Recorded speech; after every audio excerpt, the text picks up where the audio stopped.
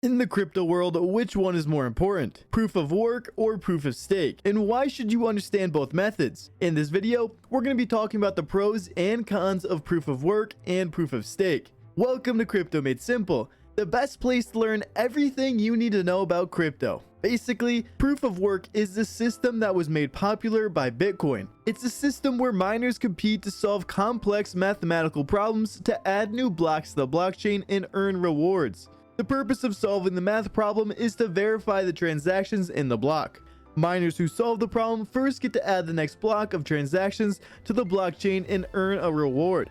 The reason proof of work is used is that it's a very secure way to make sure that new blocks are added in a decentralized way. By having miners compete, it's very difficult for any one miner to control the blockchain. This makes proof of work a very secure system. Security is important for cryptocurrency because if a blockchain is not secure, it can be attacked and manipulated. Another benefit of proof of work is that it can be used to create new tokens.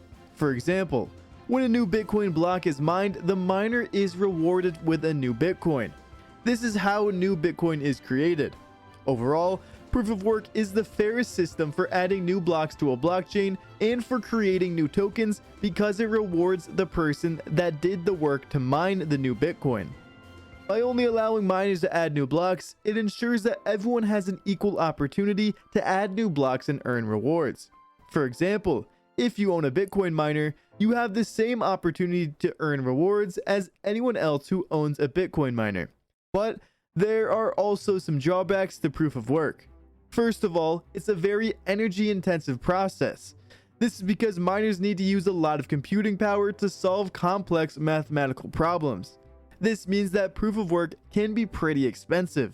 The reason why it can be expensive is that as miners join the network, the math problems become more difficult.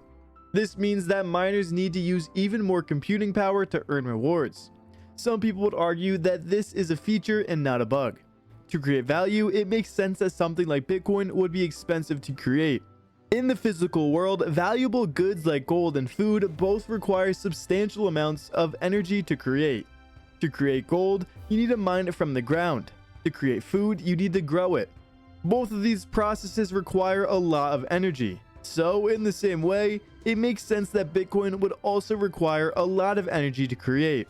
By taking inspiration from these valuable physical goods, proof of work can simulate the same level of scarcity. But some people argue that the high energy consumption of proof of work is not sustainable in the long term.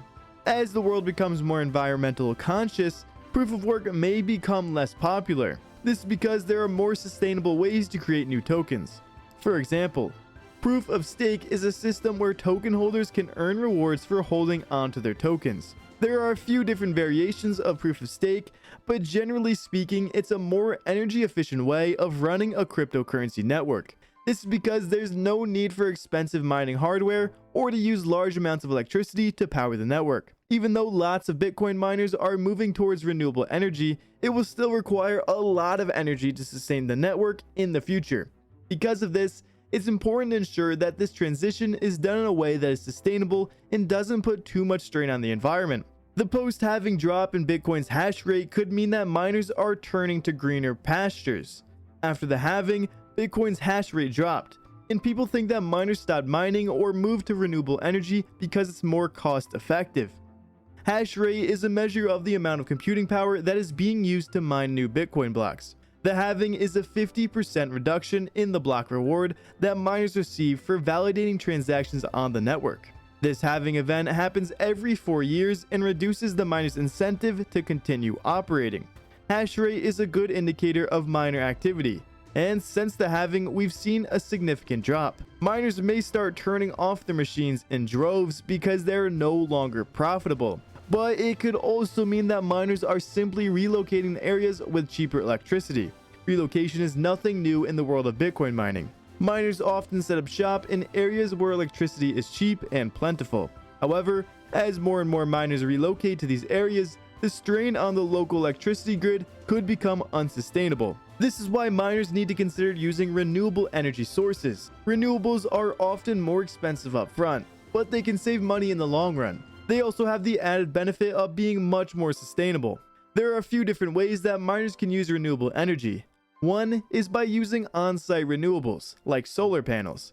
Another is by purchasing renewable energy credits, RECs. These credits can be used to offset the carbon emissions from mining.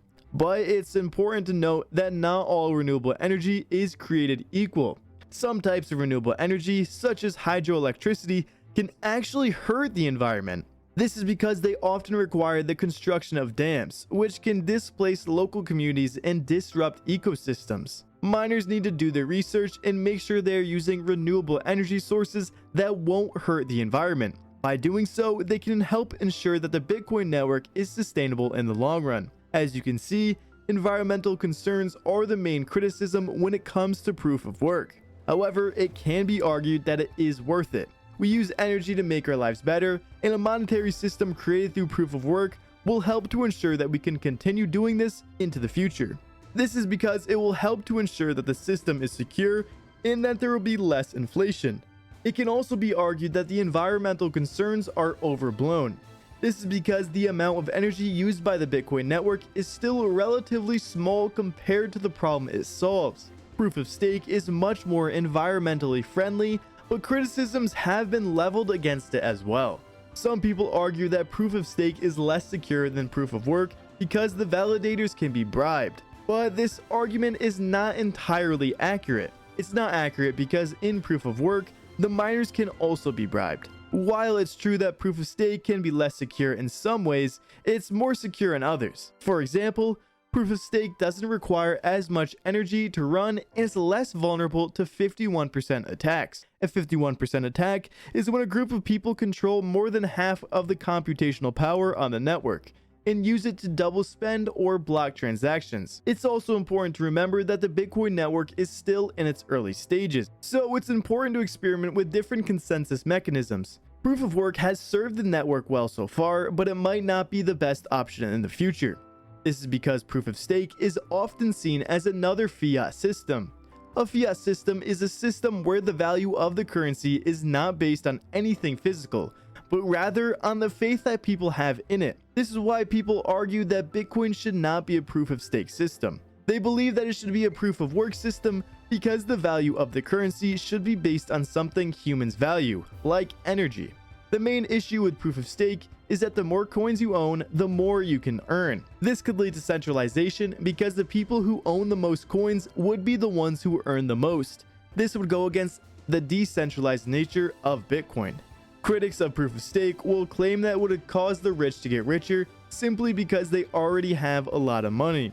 But there are ways to prevent this from happening. For example, you could have a rule that limits the earnings that a person can get from staking their coins. This would help to keep the playing field more level. Another way to combat centralization is to have a system where everyone gets a chance to earn rewards, regardless of how many coins they own. This would make it so that everyone has an incentive to participate in the network. Proof of stake is a more complex system than proof of work, and it's less secure. It can be argued that the complexity can be exploited because it provides opportunities for criminals to commit cybercrime. For example, a criminal could exploit a vulnerability in the system to gain access to sensitive data or commit fraud. The reason why proof of stake is more complex is that it requires each node to have a certain amount of money staked to be able to validate transactions. This means that if a criminal wanted to exploit the proof of stake system, they would need to have a large amount of money staked to be able to do so. But that doesn't mean a criminal can't exploit proof of stake. It just makes it more difficult. The possibility of centralization, bias toward those with a lot of money, and complexity are the main issues with proof of stake. Overall, proof of stake can be beneficial, but it has its drawbacks. To summarize, proof of work is a monetary system that rewards efforts, while proof of stake is a monetary system that rewards risk takers. Proof of work is the more well-known and established system, while proof of stake is a newer solution that is trying to address some of the issues with proof of work. Both systems have their pros and cons, and it is up to each individual to decide which system they prefer. Now that we've covered the basics of how these two systems work, let's explore why some cryptocurrencies would be better off as proof of work systems, while others would benefit from being proof of stake systems. When it comes to deciding which system is better, it's important to look at the specific needs of cryptocurrency. For example, a cryptocurrency that is trying to be as secure as possible would probably be better off as a proof of work system. On the other hand, a cryptocurrency that is trying to be more energy efficient would probably be better off as a proof of stake system. It's also important to keep in mind that no system is perfect. There will always be trade-off when it comes to security and efficiency. The goal is to find the system that is the best fit for the specific needs of the cryptocurrency. Proof of work has served as the consensus mechanism for Bitcoin since its inception. A consensus mechanism is a system that allows all of the computers on a network to agree on the state of the network. This is important because it prevents people from cheating the system. For example, if someone tried to spend the same Bitcoin twice, the network would be able to detect this and reject the transaction.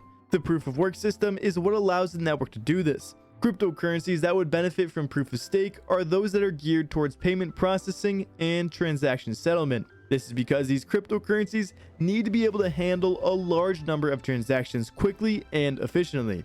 Proof of stake is a more energy efficient system, so it would be better suited for these types of cryptocurrencies. This is because proof of stake would allow these cryptocurrencies to process transactions much faster and with much less energy than proof of work. As you can see, there are a variety of reasons why a cryptocurrency might choose to implement proof of stake. Again, it's up to each individual cryptocurrency to decide which system is best for them.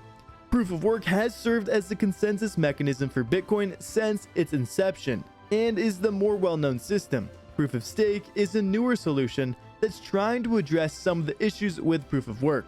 Both systems are used in the crypto world, and each has its own advantages and disadvantages. It's important to understand how these two systems work to make an informed decision about which one is best for you.